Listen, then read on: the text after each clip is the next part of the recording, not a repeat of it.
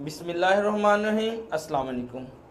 काश्तकार भाइयों हो चुका है और इस महीने में हमारे काश्तकार भाई डिसाइड करते हैं कि हमने आने वाले महीने में यानी कि 10वें महीने में गंदम कितने एकड़ काश्त करनी है और कौन सी वैरायटीज़ काश्त करनी है।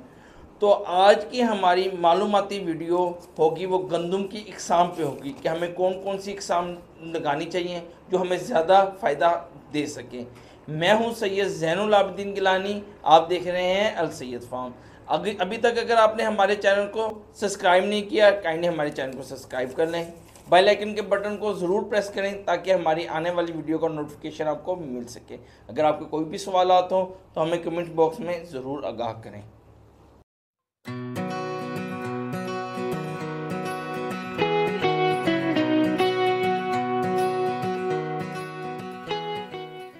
पिछले 2 साल में जिस गंदम की फसल ने सबसे ज़्यादा अरूज हासिल किया है वो है अरूज 2022 और दिलकश 2021 और सुबहानी।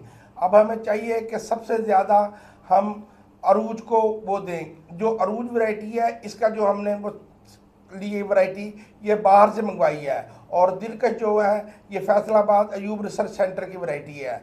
जो दिलकश वैरायटी है ये 4 से 5 साल परफॉर्म करेगी, और जो अरूज वैरायटी है ये 1 से 2 साल काम करेगी।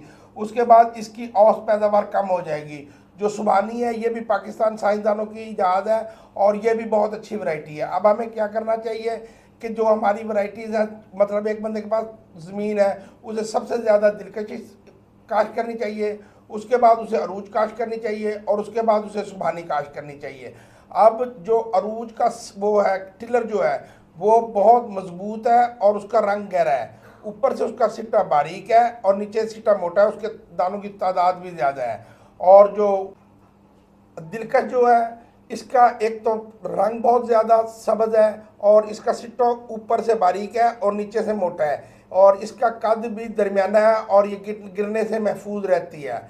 और जो तीसरी वैरायटी है सुबहानी वैरायटी में टिलर मारने की तादाद बहुत ज़्यादा है। जब वो टिलर बहुत ज़्यादा मारती है तो उसका सबसे ज़्यादा फ़ायदा ये होता है कि आपकी औसत पैदावार बहुत ज़्यादा अच्छी होती है। और जब ये तीनों वैरायटियाँ जब इन्हें की खाद आपने पहले और ज़्यादा से ज़्यादा दूसरे पानी पे पूरी कर देनी है, जब भी आपको इसकी बेहतरीन परफॉर्मेंस मिले।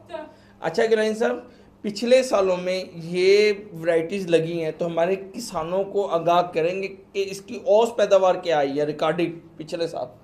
पिछले 2 सालों में जो इनकी औसत पैदावार आई है, एक तो पिछले साल जो है वो हीट वेव्स पहले आ गई थी जिसकी वजह से औसत पैदावार मुतासर हुई थी। और ये जो पिछला साल गुजरा है इसमें हीट वेव्स नहीं आई, इसमें बल्कि 5, 6, 7 मई तक जो टेम्परेचर है वो 34-35 तक गया 28 से लेकर। और इसलिए इस पिछले साल आप ये अंदाज़ा लगाएंगे माशाल्लाह जिस काश्तकार ने भी वैरायटी लगाई है उसने 55 मन 60 मन, और जो प्रोग्रेस परफॉर्म वो जिम्मेदार थे उन्होंने 65 और 70 मन तक भी औसत ली। किसान भाइयों, आज की मालूमाती वीडियो हमारी गंदम की इकसाम के बारे में थी कि हम कौन सी किस्म लगाएं और उससे हम कितनी अच्छी पैदावार ले सकते हैं।